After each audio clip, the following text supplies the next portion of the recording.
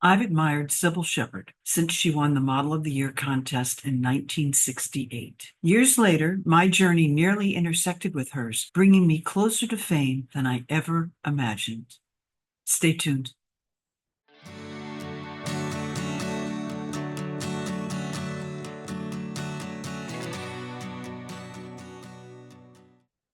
Cybill Shepherd and I go way back. Well, she doesn't realize this, but I do. I first encountered Cybill while sitting on the brown tweed couch in my parents' den. The year was 1968. I sat mesmerized as the 18-year-old beauty with bone straight, white blonde hair, gleaming white teeth, and a smile mid-fight wars over won the Model of the Year contest on national TV.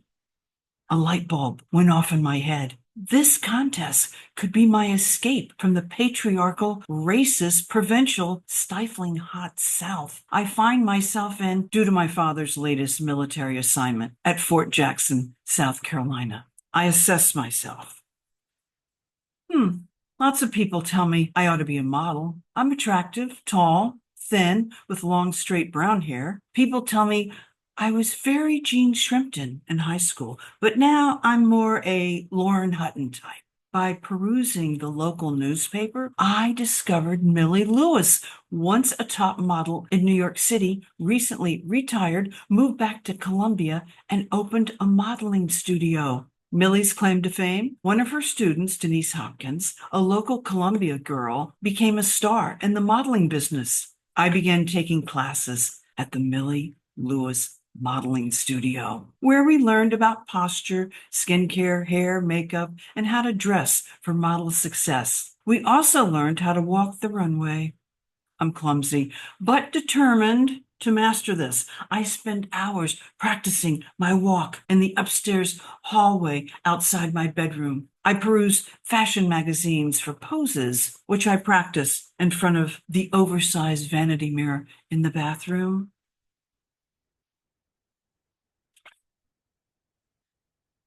I study my face to understand which angles work best for me. I purchase individual eyelashes and teach myself how to expertly put them on. I figure out how to wash and set my long, straight, wet hair on rollers and sleep under a hairdryer with the bubble cover, which in the morning yields lush, full, cascading curls. To my delight, Millie names me most improved. I do a lot of local modeling, runway, photo shoots, and I work with a few photographers to put together my portfolio.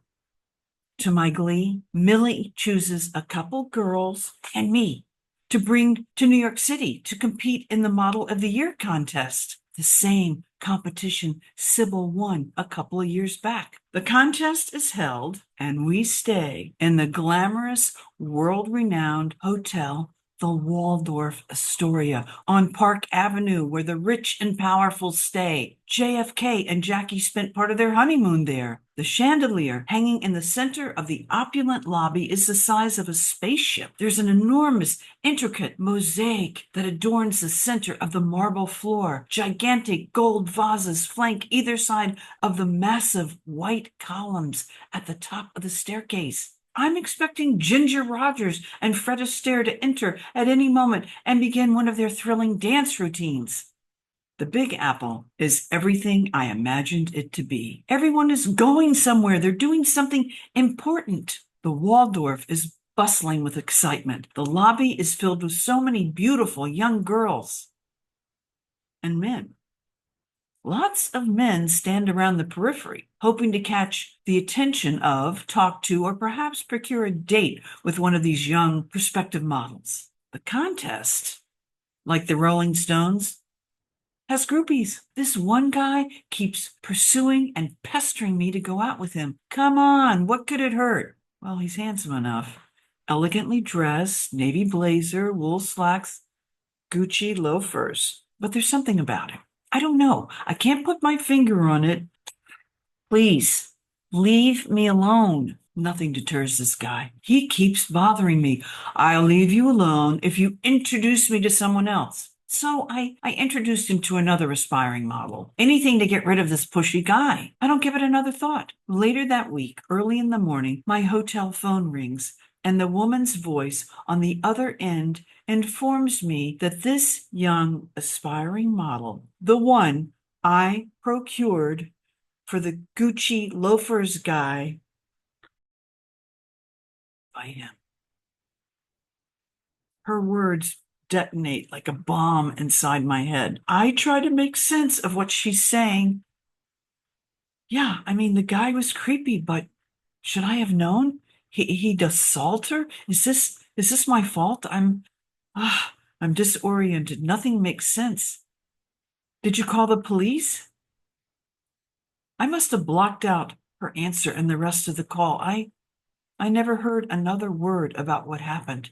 I was too ashamed to inquire. This incident rocks me.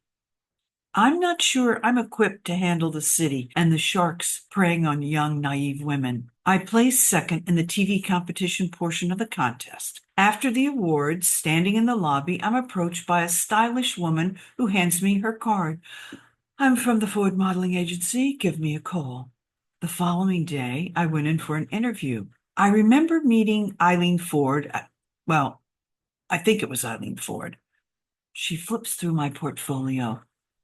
Where are you from? I don't want to go into the whole army brat saga, so Colombia, South America, South Carolina. Fine. You start Monday. We'll send you to some of our photographers. Let's start your portfolio. Today's Friday. We're leaving tomorrow. I don't have any friends or contacts in New York. Where am I supposed to stay? What should I do? I'm too embarrassed to ask her these questions. She'll think I'm just another small town hayseed nobody, which I am. So, um, I'd like to, but I'm in school. I need to finish college.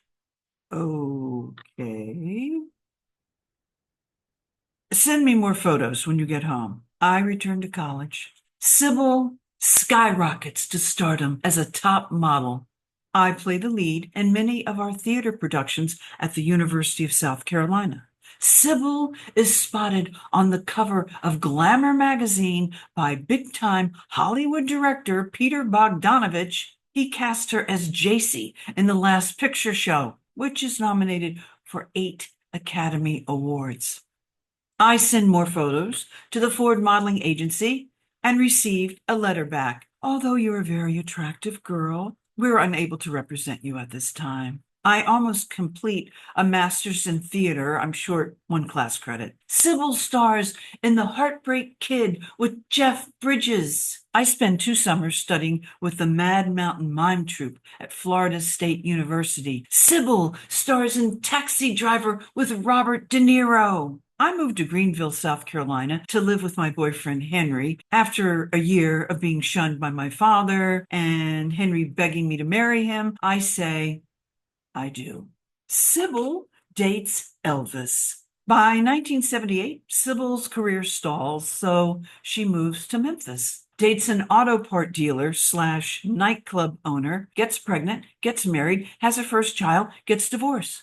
That same year, I moved to New York City to begin my acting career. One of my first visits was to the Ford Modeling Agency, where I was informed, Jill, we can't represent you. You're 28 years old. You should be a top model by now. We're sorry. You're too old. Fast forward to 1984. I'm at ABC TV headquarters in New York City, auditioning for the part of Maddie Hayes in an upcoming television series. The breakdown describes Maddie as an ex-model turned detective, a Cybill Shepherd type. I'm wearing a purple silk dress my mother, an impeccable seamstress, made me. A long bronze silk cord necklace adorns my neck. A wide bronze soft leather sash accentuates my 24-inch waist, and 3-inch heels show off my legs. My shoulder-length hair is layered in front and hot curled within an inch of its life into a lush, full Farrah Fawcett mane. I primped and premed for 2 hours to achieve this model-perfect natural effect. Thank you, Millie Lewis Modeling School. Dozens of actors and actresses are waiting for the opportunity to read for the head of primetime casting, Randy James. The wait is long, so I focus on the scene. At some point, an assistant enters the waiting room and pairs us into couples. The guys remind me of plastic Ken dolls or GQ models with perfectly coiffed hair and chiclet teeth. Looks 10, brains 2. Not exactly the Bill Murray types requested. I'm paired with the only nerdy guy in the room. He's wearing John Lennon wire rim type glasses and a skinny suit. He and I read the script together several times. We laugh and joke around. He's currently in the hit off-Broadway show Cloud 9. My name echoes through the waiting area. Break a leg. I glide across the waiting room and breeze into Randy's office with its spectacular views of Manhattan like I own the joint. We read the scene. I'm in the zone, fully present, living in the moment. I'm funny, smart, perfect for this part. Plus, I look gorgeous if I do say so myself. We finish reading the scene. Randy stares at me, and after a long pause, Jill, don't move. Like a scene in a Hollywood movie, Randy picks up his phone and announces to his secretary, "Get me the Coast." "Yeah, I'm sitting here with the most amazing actress. She's perfect for the part of Maddie." They exchange more chit-chat before he hangs up and sets his piercing gaze on me. "Jill, will you be around for the next week or so?" "Yes." "Don't go anywhere," he demands in his "I'm about to make you a star" voice. "Your life is about to change." I'm I'm floating on cloud 9 when I leave his office. I've been in New York City for almost 7 years. And here's my break, my Cybill Shepherd moment. I step outside into the glorious afternoon, lift my face to embrace the warmth of the sun. I glide all the way home to my apartment on the Upper West Side, 27 blocks away in my 3-inch heels. If you can make it there, you can make it anywhere. It's up to you, New York, New York. Bum, ba-da-da, bum, ba-da-da, bum, ba-da-da, bum.